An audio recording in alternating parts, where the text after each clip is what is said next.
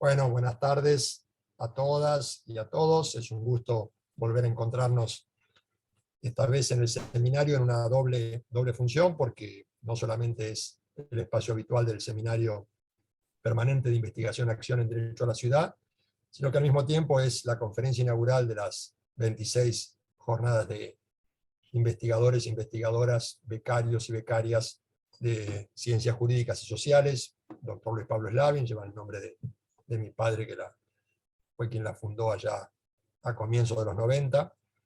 Y hoy, bueno, tenemos el enorme placer de contar con la visita, una visita virtual. Nos gustaría tenerlo por Mar del Plata, pero bueno, lo tenemos a distancia, al profesor Eugenio Pacelli de Moraes Bontempo, espero haberlo pronunciado bien. El profesor es abogado, doctorando en Derecho por la UNICEUB, tiene además título de maestría en Derecho, especialista en Derecho Público, especialista en Derecho Procesal, especialista en Dirección Estratégica y Calidad, tiene una licenciatura en Ciencias Económicas, además de una licenciatura en Derecho, se ha desempeñado como profesor voluntario de Legislación Tributaria en la UNB. Eso entre algunos de sus muchas actividades y muchos antecedentes. Ya quiero dejarlos con él. Y bueno, muchas gracias por acompañarnos. Él nos va a hablar hoy de urbanización de favelas y la tributación inmobiliaria municipal brasileña. Te dejo, Eugenio, muchas gracias por acompañarnos. Prazer muito grande, professor Slavin e essa equipe maravilhosa, podermos participar deste momento. Esse tema reflete uma preocupação muito grande com o desenvolvimento econômico. Nós estudamos o direito urbanístico e a gente vê as declarações da ONU, Habitat 1, 2, 3, Agenda 30, e a realidade é que precisamos tornar isso realidade. E para tornar isso realidade, precisamos estudar como financiar a mudança. E é uma temática muito complexa. Nós vamos usar o Brasil como um case nesse estudo para a gente peregrinar nesse cenário tão vasto e de tantas decisões importantes. Eu fiz as transparências em espanhol e vou falar em português para não errar.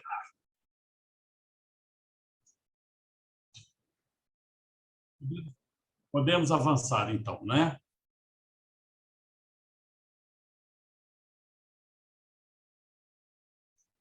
Acho que tem algum microfone ligado aí.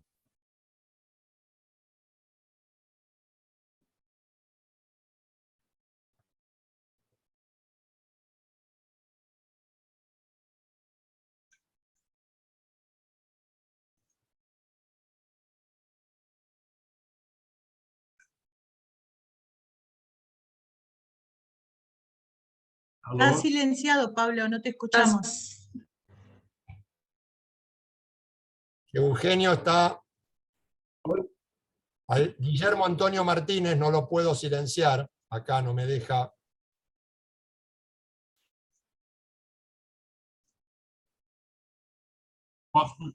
Debería poder... Guillermo, si podés cerrar el micrófono, porque está... Guillermo, ahí está. Ahí está, gracias. Bueno, perdón la interrupción. Não, é assim mesmo. É assim mesmo. Então, vamos avançar.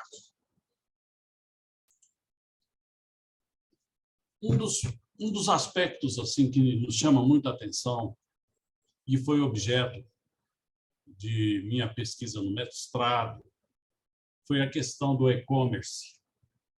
E eu comecei a estudar o e-commerce a partir da tributação internacional. E observamos, no decorrer da história, que o imposto de renda pessoa jurídica está em declive no mundo. baixa tributação sobre o capital especulativo, ou não tributação, depende do paraíso fiscal.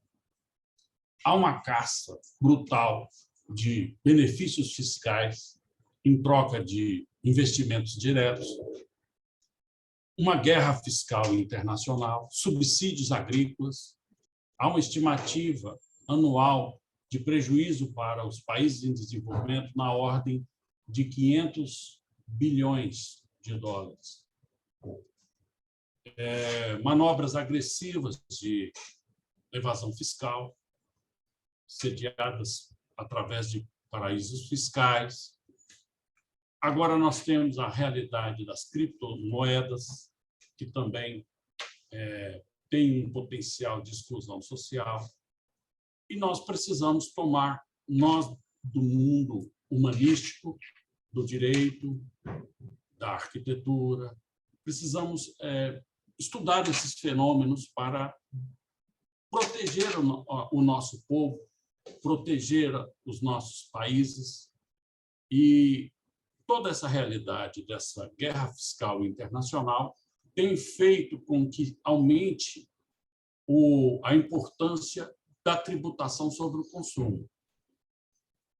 E, no caso do Brasil, a tributação do consumo é muito grande.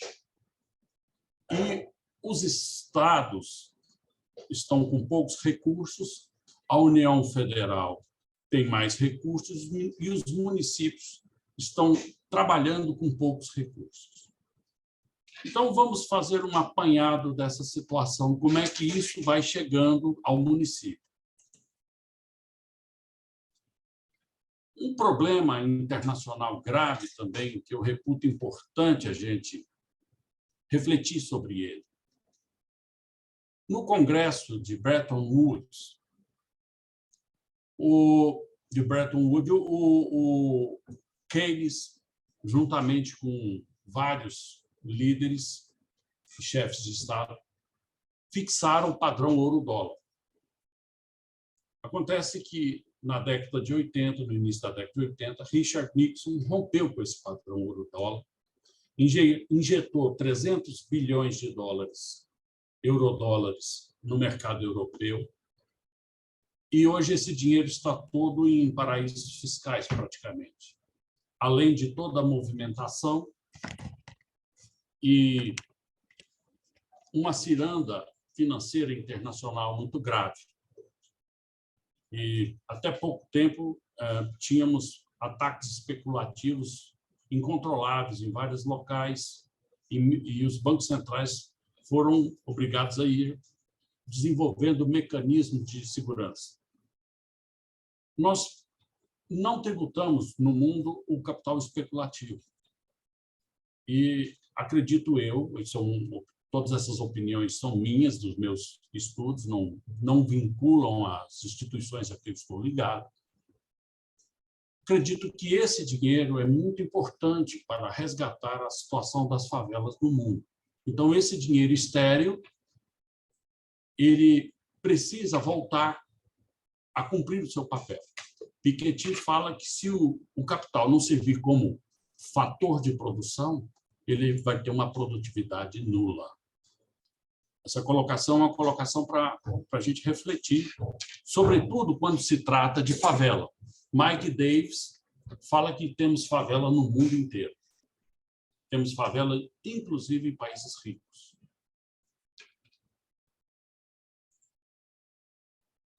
E essa é a situação. Favela de 19 milhões de pessoas na Índia, 4 milhões no México. Aqui no Brasil temos muitas favelas, para todo lugar tem favela. Na China, que está experimentando essa maravilha de cidade lá em Xangai, muita riqueza, também tem o setor de favela e bem difícil. Então, favela não é privilégio de ninguém, ninguém precisa se achar numa posição tão privilegiada assim que não tenha favela. Eu acredito que seja uma necessidade ética a humanidade capaz de tanta tecnologia, de tanto dinheiro estéril, tomar uma atitude. A OCDE vem fazendo um esforço de reprimir os recursos que são destinados a paraísos fiscais. E acredito que todos nós, principalmente nós que gostamos de trabalhar com as áreas urbanas, com o caos urbano, somos pilares dessa mudança. Então, nós temos que ter a coragem de nos posicionar. E, diante do cenário que a gente tem, sempre posicionar sempre tem consequências. Às vezes boas e às vezes não boas. Mas essa é a tarefa da academia, essa é a tarefa das pessoas que pensam, e essa é a nossa tarefa, razão de estarmos aqui juntos hoje.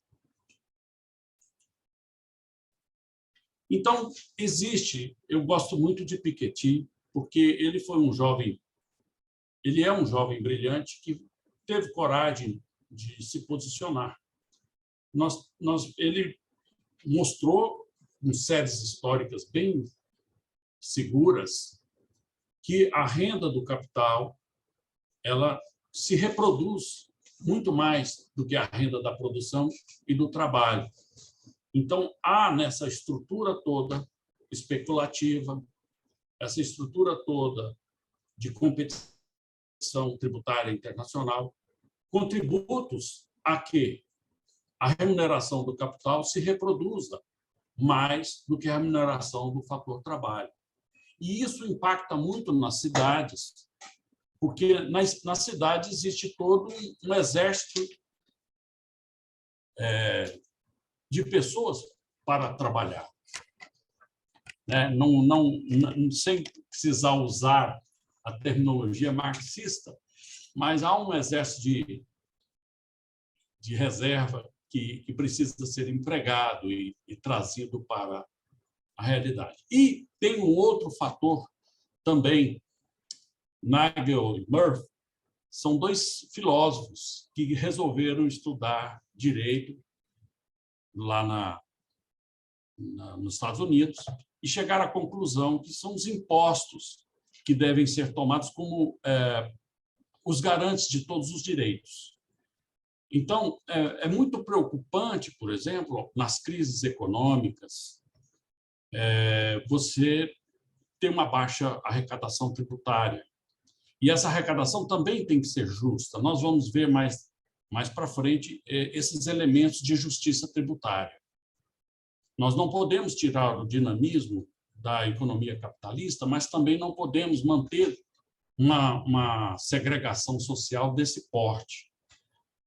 Em 1958, a China experimentou uma fome terrível.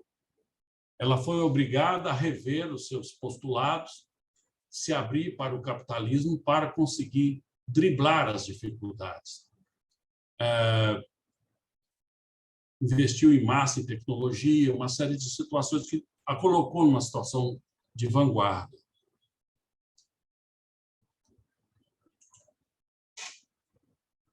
E nós temos esse problema, as democracias passando por dificuldades, né? Ideologias não faltam, de direita, de esquerda, e as coisas ficam muito na retórica e a solução não vem. Aqui no Brasil, nós temos favelas de 125 anos. 125 anos. Então, isso é uma coisa que incomoda. E como é que surgiram essas favelas? Essa aqui é a primeira favela do Brasil, 125 anos. Cabeça de Porco, que chamava no começo, depois Morro do Santo Antônio. E assim foi. Então, foi o final da Guerra do Paraguai, os soldados foram para o Rio de Janeiro para receber os seus soldos atrasados. Tivemos também a campanha de Canudos, uma revolta popular na Bahia. Liberação dos escravos. Liberaram os escravos sem um palmo de terra. As praias ficaram cheias de escravos. Foi uma confusão danada. Muitos cortiços na cidade do Rio de Janeiro. Tivemos muitas batalhas sanitárias. Nós saímos agora, estamos saindo da pandemia. sabemos o rigor de uma pandemia. Naquela época, tiveram várias endemias. A industrialização, a partir dos anos 50, mecanização do campo, todas essas realidades que nós, da América Latina, já conhecemos de algum tempo. E as consequências, essa urbanização desordenada, degradação ambiental, né? Baixa qualidade de vida. O homem do campo, ele sai migrando de cidade em cidade, tentando sobreviver. Vai para uma cidade um pouquinho maior, não consegue, vai para uma cidade maior ainda, até chegar numa capital.